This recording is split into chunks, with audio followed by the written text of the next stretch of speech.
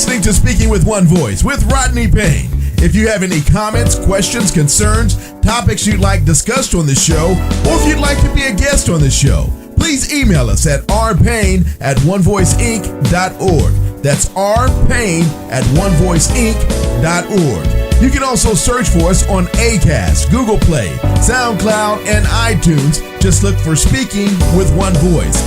Now, here's your host, Rodney Payne.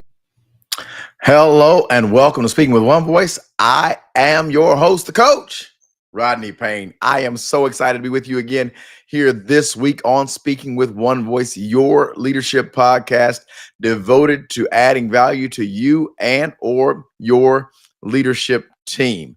I want to thank you so much for subscribing to our podcast, liking it, rating it, and sharing it. We love to hear from you, so certainly tap in. As your notifications are on, give us a DM on our social media platforms at Rodney R. Payne, or at our YouTube channel at Rodney R. Payne. We'd love to hear from you, love to ask questions, love to have engaging feedback, because we are committed to bringing you the very best in leadership content to make it reachable, to put it on the lower shelf so everyone has access to great content. My mentor, John C. Maxwell, says, everyone deserves to be led well, so we've got to make it our business to equip you to lead others well. Listen, I made an announcement last week, and I want to share it with you again as we are getting ready for a phenomenal second half of the year and getting ready to move into the fall. And before you know it, we'll be at the top of the year. So I want you to mark your calendar right now. October 9th, I want you to be in the room in Oklahoma City for Live to Lead Oklahoma City 2025. We are excited about this event. It's a simulcast event that will have John Maxwell and others speaking. We also have local edition live speakers locally. I'm working on some new content that I'm going to deliver for you there as well, and have other local speakers. So this is an event you want to bring your team out. The tickets are only $99. Early bird right now is $79 actually. So if you will go to rodneyrpayne.com/live to lead OKC, live LIVE, the number 2, lead LEAD OKC. You will be able to pick up your tickets right now and get your team in the room. I want you to be there. Also, if you're interested in sponsoring this great event, reach out to us. You can click the website there, rodneyrpayne.com. You can get information right there on our page about how you can be a partner with this great event. Now, let's hop into today's topic. Today, I want to talk about the metrics that matter. Tracking leadership impact. So when we think about this, when we talk about being a leader and really moving the needle in your organization, it's important that we understand that we have to track our impact. We can't just assume it's okay. There has to be some measurements there that are going to help us to get there. So today I want to share with you 5 keys that are going to help us to really deal with the metrics that matter as we learn to track our leadership, because our ultimate goal is to always be growing, always be growing. We don't want a stagnant leader. A stagnant leader leads to a stagnant organization, and things that are stagnant begin to breed parasites that will ultimately remove the organization from existence. So that's not the kind of leader I want you to be. That's not the one you're committed to. So let's hop into this thing and get through these 5 keys. The very first one is if you're going to have the metrics that matter, the first one is what I'm going to call your key performance indicators. You know them as KPIs. This is very important to the structure, the growth, and the measurement of your organization. Why? Because when you identify KPIs, not just KPIs, but the right KPIs, it's going to help you to monitor your success. If you don't have the right measurements, you will not know if you're doing the right things. So you have to have the right measurements to measure the right things to get the right outcome. So what happens is when we look at organizations that really define first, what are our KPIs? What key performance indicators matter to us most? We have to identify them, define them, and then we have to track them. Tracking is important. You've heard it said many times. If you don't measure it, it doesn't matter. This is what matters most to your business. If you're going to really be a person or a leader who makes a difference, you have to measure what matters. And so with that, understand, as a leader, if you will measure the right things, Statistics say that your organization is 12 times more likely to meet their performance objectives than those who don't really measure. And the key is not just measuring the simple, not just measuring the simple. There's a lot to be learned, yes, from the numbers and how much you sell, but there's more to that. We're going to dig into that a little deeper. You want to measure what matters. What about employee satisfaction? What about customer retention? Not just bottom line sales. These are other factors that really, really matter. So I want to make sure that you understand that KPIs are critical to your leadership success as well as your impact. If you don't have the right measurements, guess what? It doesn't matter. So I want you to take time and take these takeaways. Write this down. I want you to define your true KPIs. What are they? You cannot track what you don't clearly define. So it's important that you make sure that you define and know that the metrics that matter are going to be your KPIs first and foremost. But we are on a journey today. I've got 5 of these for you. So let's hop into number 2 real quickly. Number 2 is you have to have your decision making at the forefront of what you do. How you make decisions is critical. So when you look at the metrics that matter, you're going to have to look at your KPIs, yes, but also I want you to look at data driven decision making. See, data driven decision making. Now, understand that you can make decisions on your gut, on your experience, by feel, but those are very inconsistent ways to make decisions. And so understand leaders who are willing to use data and analytics for critical decision making, they position themselves to make more informed, more consistent, and even, dare I say, more successful decisions.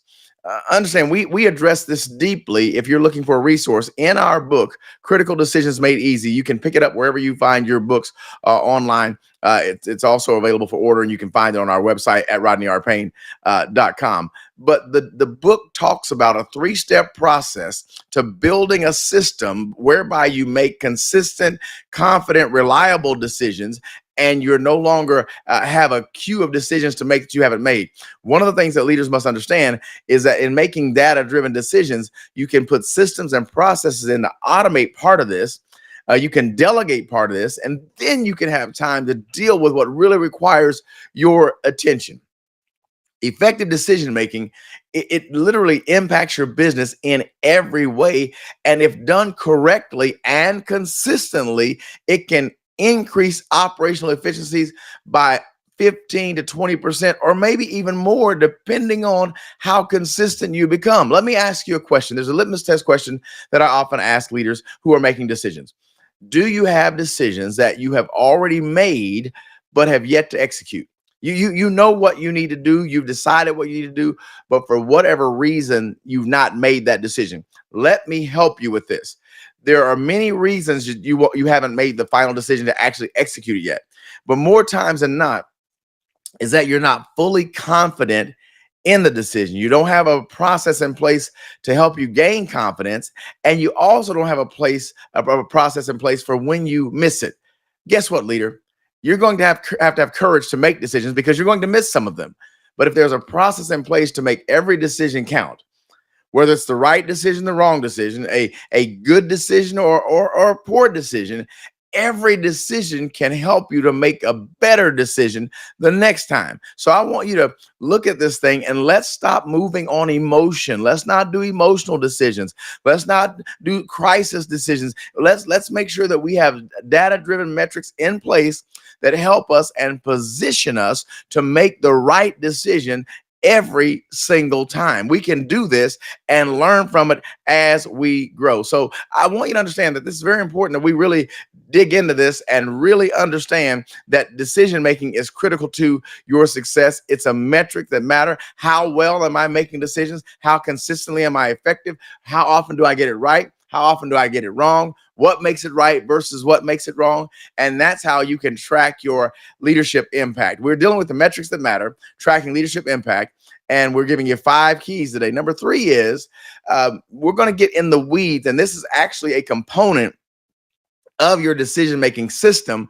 But I wanted to highlight this for you because it's important that we understand this. I want to bring in qualitative and quantitative metrics. We have to have both. There's no, do I do qualitative only or do I do quantitative only? No. You have to balance your metrics so that we can understand that we've got the quantitative metrics with the qualitative feedback, and that creates a more full and complete picture for your leadership impact. So I don't want to assume that we're all on the same page. So when we say qualitative, what we're talking about is the why. Qualitative metrics, it focuses on descriptive, non-numerical data that captures your opinions, your experiences, your observations, rather than your quantities, which means that quantitative is really simply defined as the numbers. So we need not only the numbers, but we need opinions, experiences, observations. We need, in order to make a well-rounded decision, we have to consider things other than numbers, but we can never overlook the numbers.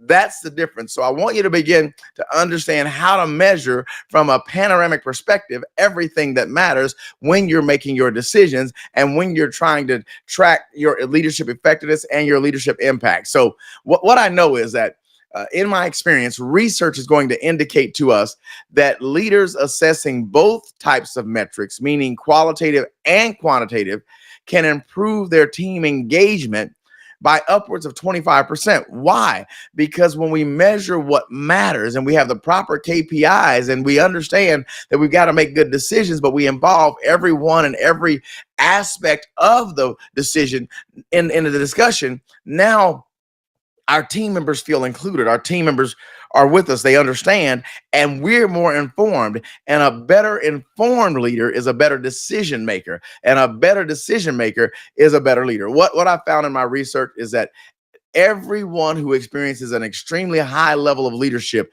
they've got impeccable timing, and they seem to be proper visionaries. They seem to execute at the right time. What it boils down to is great leaders are great decision makers, and not every one of them is instinctively a great decision maker, but they have a system or a process that's consistent that puts them in the best possible position to succeed. Listen, you are listening to Speaking with One Voice with your host, the coach, Rodney Payne. We are here each week to bring you the newest, the latest information regarding leading individually and leading your teams. We're talking about personal growth and development as well as leadership development. And I want to thank you for catching us each week right here on Speaking with One Voice. Also, don't forget, Live to Lead Oklahoma City, happening October 9th, 2025.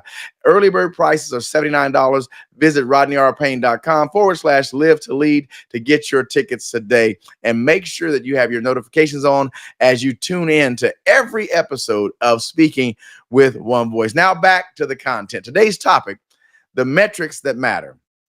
Tracking leadership impact. That's what we're doing. And so I want us to kind of go to the next level. We've given you 3. So let's hop into the 4th and 5th, our final 2 here. Number 4 is I want you to work on this and understand, if you're going to have metrics that matter, you've got to deal with creating a culture of continuous improvement. It's important that you understand that a metric is about meeting the number, right? Measuring the number. But if your culture is not one of continuous improvement, you can get to the mountaintop and rest. Well, one thing about a mountaintop is once you're on the top, it either goes down one side or down the other.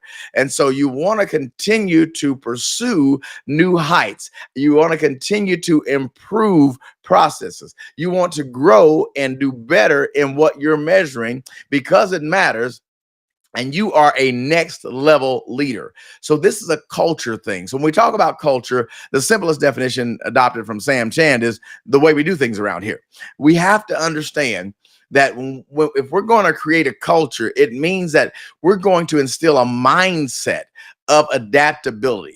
You cannot have continuous improvement unless you are adaptable. Adaptability fosters a culture of learning and growth.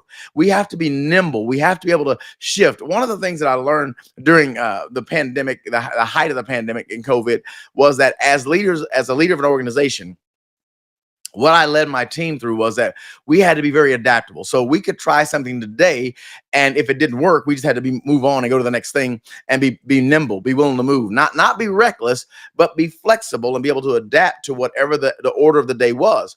What I find going after the pandemic has subsided seemingly is that we like to get into routines and we like to get settled. We like to stay in the same place of measurements. And I think that what happens is we become less adaptable and more rigid, and we limit our growth.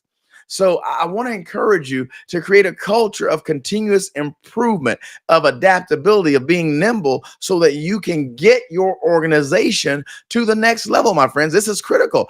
Don't get stagnant in your approach. Don't get satisfied with almost winning. I want you to continue to look to improve each and every step of the way. This is critical to your ongoing success. What I found in studying this is that organizations that focus on creating a culture of continuous improvement see a 30% increase in employee satisfaction.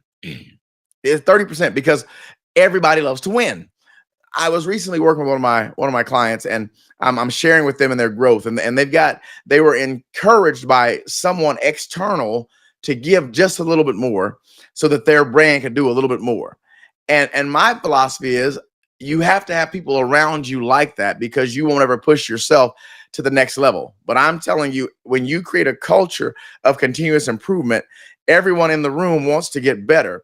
And while you may not push yourself there, let me caution you, let me encourage you rather, that you deserve to experience the best version of yourself every day in every area of your life. That's our commitment here at One Voice, is that we're going to help you to get to that best person, and you deserve it. So if we're here to lend a push, lend a helping hand, great. That's what we want to do. I want you to know you deserve to experience your best effort. You deserve, my friend, to give yourself everything you've got every day. You shouldn't have to rely on someone else to help push you there. It's human nature, and it's great to have support. Listen, I told you I have a coach, and my coach definitely pushes me harder than I would go. But at the end of the day, I want a mindset of continuous improvement that says, hey, I deserve to get the best of me. I prepare so hard so that I can give you the best of me.